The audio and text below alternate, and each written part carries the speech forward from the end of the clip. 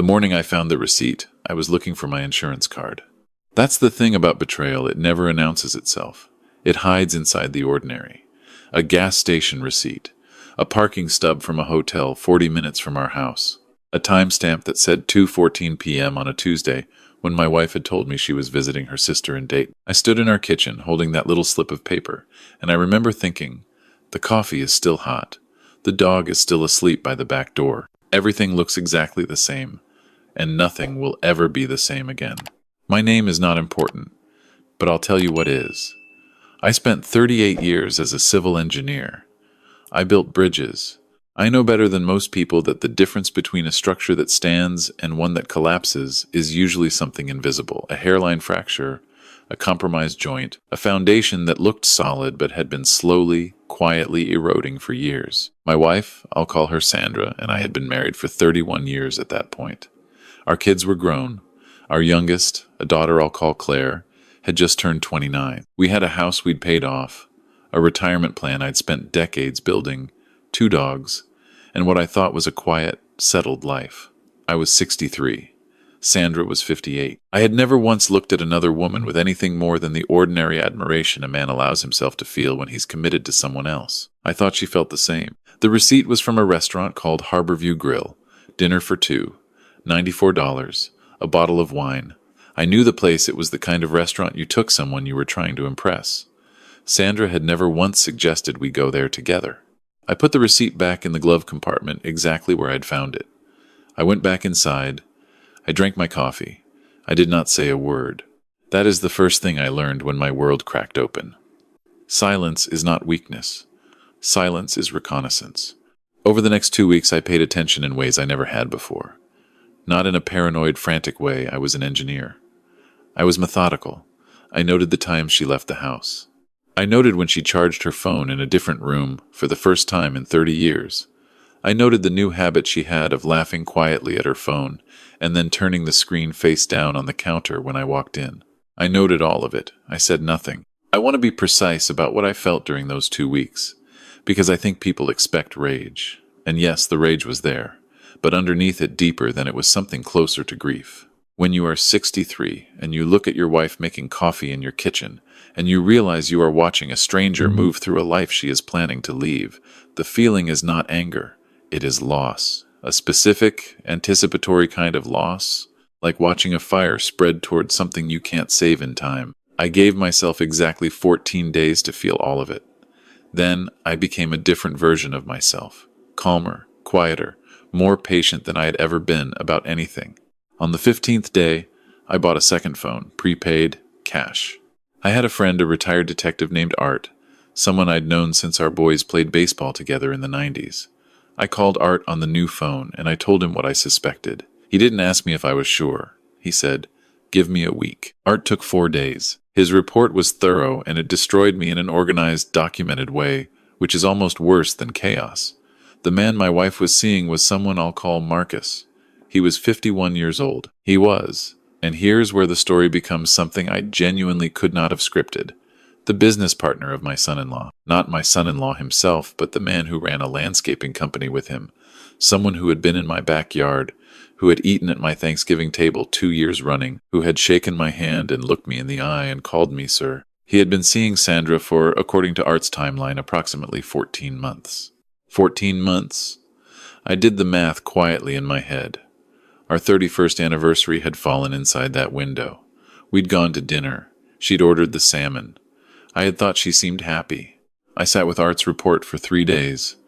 I didn't sleep much. I ate poorly. I let myself feel the full weight of it, because I have learned in 63 years that if you don't let grief move through you honestly, it festers and it turns into something uglier than grief. Then I started to plan. Now, I want to be careful here, because what I am about to describe is not a guide. I am not recommending that anyone do what I did. I am simply telling you what happened, in the order that it happened, because I think the truth matters, even when the truth is inconvenient, even when parts of it don't make me look entirely reasonable. The first thing I did was call my attorney. Her name is Patricia, and she is 70 years old and has the demeanor of a woman who has heard everything and is surprised by nothing. I told her I had documentation of an affair, and that I wanted to understand my options before I made any moves. She told me to stop using joint credit cards immediately. She told me to photograph every financial document in the house. She told me to keep a written log of everything I knew and when I learned it. I did all three things before I left her office. Then I started looking at our finances with the thoroughness that my profession had taught me. And that is when I found the second thing. Sandra had opened a separate savings account 11 months earlier. She had been moving money into it small amounts, irregular, nothing that would trigger an alert for the better part of a year. When I added it up, the total was just over $41,000. I sat very still when I saw that number. $41,000. Moved quietly and carefully over 11 months. That was not impulsive. That was not someone caught up in emotion. That was a plan. A long, considered, methodical plan made by a woman I had shared a bed with for 31 years. She was not just having an affair. She was building an exit. And she had not consulted me about any of it. I thought about the bridges I'd built over 38 years, the inspections, the load-bearing calculations, the contingency planning. I had spent my career thinking about what could go wrong and preparing for it. My wife had apparently been doing the same thing, just in a different direction. I updated my own financial accounts that afternoon. Patricia had advised me on what I was legally permitted to do, and I stayed carefully within those boundaries. Every move I made was documented, legal, and done in consultation with counsel. I want to be clear about that. The hard part was the next 60 days, during which I continued to live in the house, continued to have dinner with Sandra on most evenings, continued to watch the news and walk the dogs and behave like a man who did not know that his life had been quietly repossessed by someone he trusted. I was not entirely sure I could do it, but Art had advised me, and Patricia had confirmed that I needed more time to let certain financial protections settle before I made any moves. So I waited. There was one evening, about 3 weeks into this period, when Sandra made pot roast. It had been my favorite for decades. She set the table with the good plates and she poured wine and she asked me about a project I'd consulted on that year, and she listened to my answer, and I looked at her across the table and I thought, I wonder if she is relieved that I don't know. I wonder if that relief tastes like something. I wonder if she can see anything in my face. She could not. I had become by that point a very good version of my own surface. What broke the pattern was not something I engineered. Some things you plan, some things simply happen, and you have to decide in real time what to do with them. Claire called me on a Sunday morning, a call I was expecting because we spoke most Sundays. But the call was different. She was quieter than usual. She asked me if everything was okay at home. I told her things were fine. She said, "Dad, I need to tell you something, and I need you to not react right now. I need you to just listen." She had seen her mother's car parked outside Marcus's apartment building. Not once, 3 times in the past month. She had not known what to do with what she'd seen. She had been carrying it for weeks, she said, and she was sorry she hadn't called sooner, and her voice broke a little when she said that, and I had to work very hard to keep my own voice level. I told her that I already knew. I told her she had done nothing wrong. I told her I was handling it, and that she should not confront her mother or say anything to anyone yet. She asked me if I was okay, and I told her the truth. I had been better, but I would be fine. She said, "I love you, Dad." I said, "I know you do, sweetheart. I love you too." We stayed on the phone for another 20 minutes without saying much. Sometimes that is what love looks like. After I hung up, I called Patricia and told her we were moving up the timeline. Here is where I need to tell you about Marcus's truck. Marcus drove a large, expensive pickup truck. It was the kind of truck that men of a certain type buy to announce something about themselves. He parked it, I had learned from Art's documentation, in a reserved spot in his apartment complex's garage most evenings when Sandra visited. I want to be very precise. I did not damage the truck. I did not do anything illegal to the truck. What I did was considerably more elegant and considerably more patient.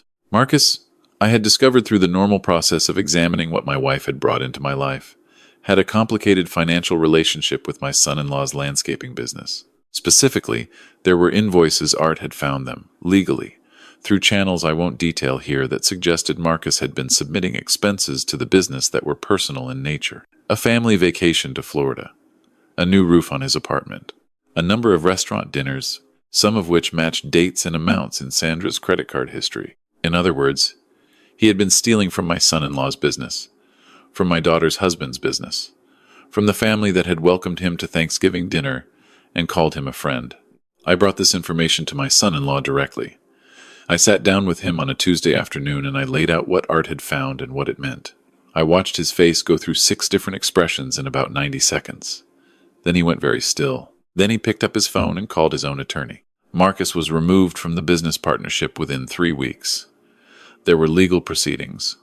There was a significant financial reckoning. Marcus did not see it coming because Marcus was not, as I had come to understand, a man who spent much time anticipating consequences. The divorce proceedings began on a Thursday morning. Patricia filed the paperwork before Sandra had finished her second cup of coffee. I had moved, quietly, into a rental 2 months prior. I had done it gradually, a bag here, some files there during the hours Sandra was out of the house. By the time she noticed the degree to which I had reduced my presence, the foundational work was already done. My name was already on a lease. My financial accounts were already separated. My documentation was already organized and dated and in Patricia's possession. Sandra called me 7 times that Thursday. I answered on the 4th call. She asked me why I was doing this. The question struck me as almost absurd in its innocence, but I recognized that she genuinely believed she had kept her secret, and the shock of discovering otherwise was disorienting her. I told her calmly that I thought we both knew why. There was a long silence. Then she said my name, just my name, the way she had said it when we were young, and she wanted something from me. I said, Sandra, I know about Marcus, I know about the account, I know about everything. Patricia will be in touch. Then I hung up. Here's the thing about planning something carefully. You never quite anticipate how you'll feel when it's over. I expected relief. I expected satisfaction, maybe. What I actually felt, sitting in my rental apartment that Thursday afternoon with a sandwich I'd made and one of the dogs, who had come with me, asleep at my feet, was something quieter than either of those things. A kind of emptiness that was not entirely unpleasant. The way a room sounds after you've moved all the furniture out. The legal process was not quick. Divorce never is, in my experience. Sandra retained an attorney, and there was a period of negotiation that I found tedious and occasionally infuriating, but navigated with Patricia's capable guidance. The $41,000 became a significant point of contention. So did the house and the retirement accounts, and a piece of land we owned outside the city that had appreciated considerably over the years.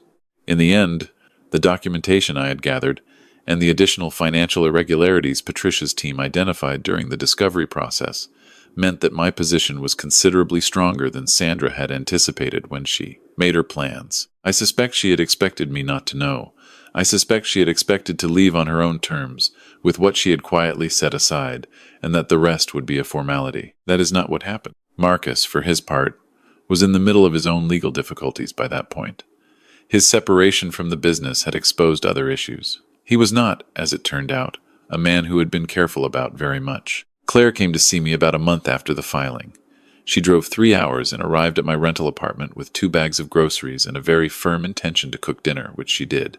We ate pasta at a folding table I'd bought at a hardware store, and she told me she was proud of me, which made me feel things I don't have good words for. I told her I was proud of her, too, for calling me that Sunday morning, for carrying what she'd seen and bringing it to me, instead of letting it stay buried. That took courage.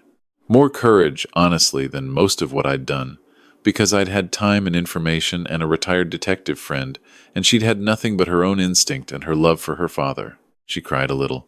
I may have as well. The dog climbed onto the couch between us, which is not permitted, but I have become considerably more lenient about the couch rule since I started living alone. The house sold 8 months later. The proceeds were divided in the manner Patricia had negotiated, which was not perfectly equal but was, she assured me, as close to equitable as the evidence allowed for.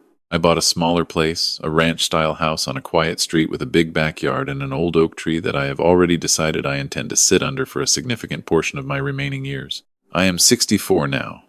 I sleep better than I have in years. I have taken up woodworking, which I was terrible at initially and have since become moderately competent at, which I find gratifying. I have dinner with Claire and her husband twice a month. I have reestablished contact with friends I'd let drift during the years of the marriage contracting and growing quieter. I am not going to tell you that I am entirely without bitterness. I am 64 years old, and I have seen enough of life to be suspicious of anyone who claims to have moved past something completely. What I will tell you is that the bitterness is not the biggest thing in the room anymore. Most days it is quite small. Some days I almost don't notice it. What I think about instead when I'm in the workshop, or sitting under the oak tree, Or walking the dog in the early morning when the street is quiet and the light is that particular pale gold that only happens for about 15 minutes before it becomes regular daylight is this.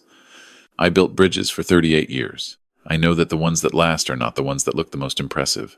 They're the ones that were built correctly, slowly, with attention to what's underneath. I am building something new now.